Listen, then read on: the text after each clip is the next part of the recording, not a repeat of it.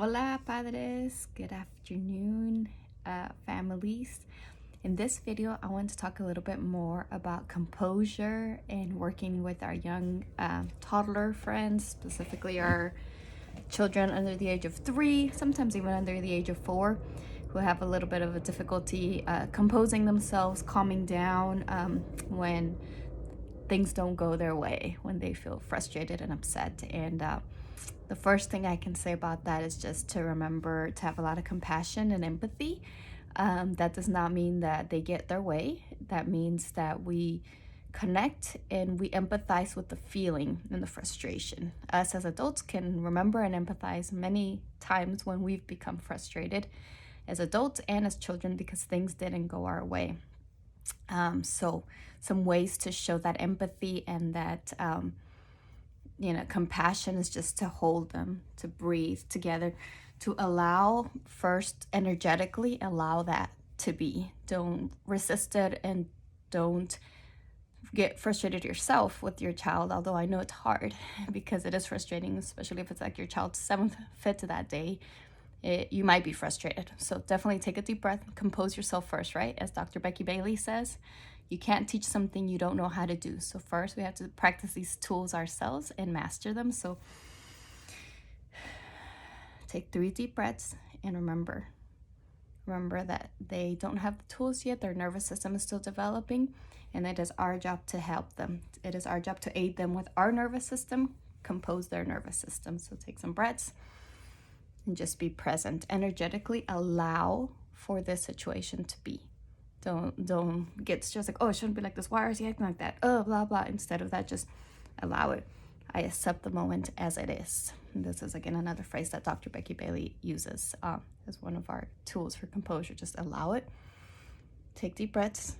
And those breaths will help you calm your nervous system down so you can reach the higher parts of your brain and remember your conscious discipline tool. So looks like you need some connection and empathy, some support, and then some tools. So the first thing we need to do is compose. So we take breaths. I'm going to give him my touch, hugs possibly, that will help him calm down. And as I breathe, my child's mirror neurons will do the same, and he'll start breathing and calming his nervous system. But it might be very challenging for him to do that on his own, so you might need to hold him if he likes that. If he doesn't, you can just breathe next to him. Try not to send them to a different area unless they are a danger to themselves or to others. If they're trying to hurt you or kick you, then you can tell them that, I'm like, I see that you're so frustrated. And that's another way, right, to show empathy and express the feeling. I see that you're frustrated. I get that. I cannot allow you to hurt me. I'm going to help your body here. So definitely don't allow them to hurt you. You can express that you understand the feeling, express the feeling, and help them get to a safe place. It might need to be a little further away from you so that you don't get hurt, but not in a different area, because then that kind of sends the message that we don't want to see or hear your feelings, and we don't want them to get that impression. We want them to know that their feelings are valid and that there's an adult present, especially at this young age, right? When they're developing what the world is like, what my place is in the world and what's expected of me. We want them to internalize that feelings are valid, they are okay to have, and there will be an adult to help me through this. Obviously, right now, they don't know how to handle them, and that's perfectly normal. They're not even 3 years old. So an adult is here to help me, and that's what we want them to gain. I know that an adult will be here with me, that they'll love me and they'll support me no matter what. So yeah, to be calm, compose yourself, have that peace area set up for your child, and then help them to that area if they need to calm down a little bit, and then sit by them or try to hold them to breathe together. So that's what you got to do. You got to breathe and try to get the nervous system to calm. You can caress their head. You can try to give them a little massage, but simply breathe. You can talk about the feeling. I see that your body is shaking. You look very upset. I hear that you were yelling. You were kicking. Wow, you were kicking the dog. You must have been really upset. Let's do some breathing and try to calm down with them.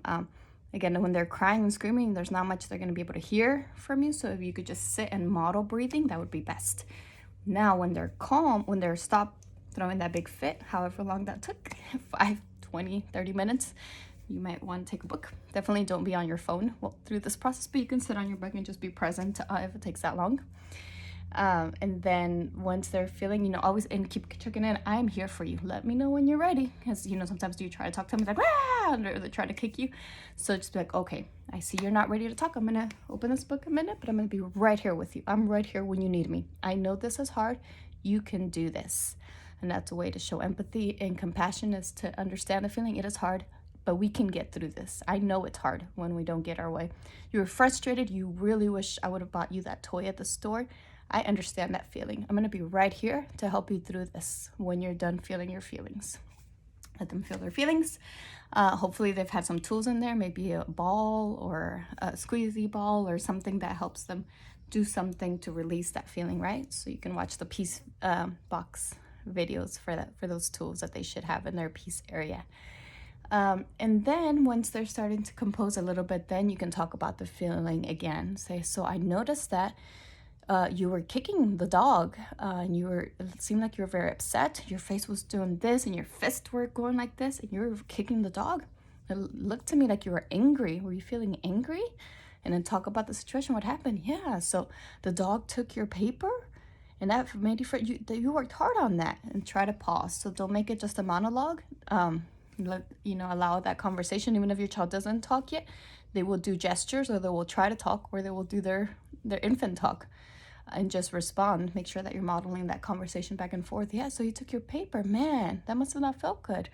And they might say, or make a gesture and say, I bet you worked hard on that. And I understand. That's sad when things are destroyed. Man, that must have been very frustrating for you. I understand that completely.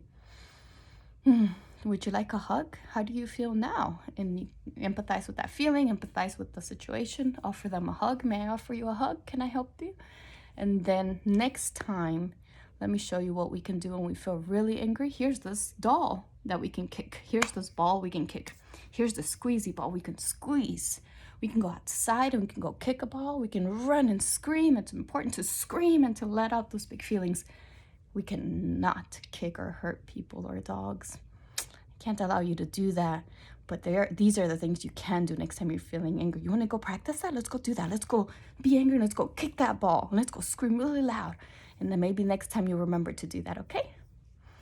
So I hope that's helpful. And let me know how it goes with your young children. I know that, depending on our child's temperament or what's happening, and right now with everything that's happening in the world, there might be a lot of struggle for us. Even if we're stressed, our children might be expressing a lot of that same stress and frustration energetically, and so they might be having a lot more fits.